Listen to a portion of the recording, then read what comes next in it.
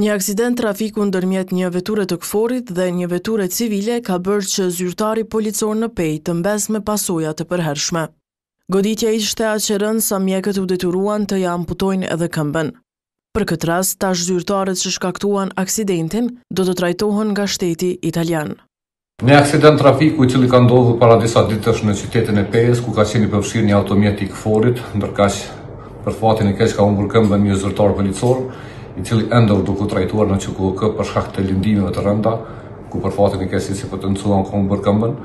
Për këtë çështje janë ndërmarrë të gjitha veprimet e nevojshme ligjore, ndërkaq për shkak të imunitetit që kanë pjesëtarët e këforit në Republikën e Kosovës, këtë çështje penale do të bartet në kompetencë tek shteti i tyre. Derisa rreziku në vend të punës për policët rritet çdo ditë, shteti ende nuk u garanton një të drejtë themelore. Sigur ky polic ashtu edhe të gjithë zyrtarët tjerë të institucionit të policisë së Kosovës, pavarësisht çka u ndodh, nuk kanë qasje akoma në sigurimin shëndetësor për më shumë se 25 vite. Ndonë se qysh në fillim të mandatit, këtë gjë e kishte premtuar se do ta ndryshojë ministri i Brendshëm Xhelal Sveqla, kjo gjë nuk ndodhi kurrë.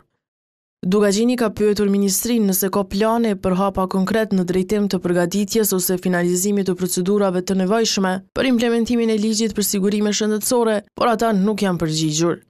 Ndryshimi i kësaj gjendje, sipas kolonelit në pension të policisë së Kosovës, është jetik.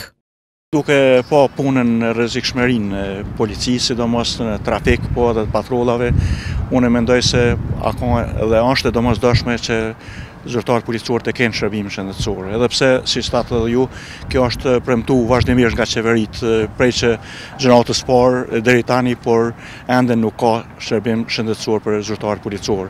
Për arsye se puna atyre është me stres, veprimtaria atyre është e rrezikshme dhe shpeshherë zyrtarët policor mbesin invalid për shkak të aksidenteve ndryshme gjatë kryerjes së detyrave të tyre zyrtare.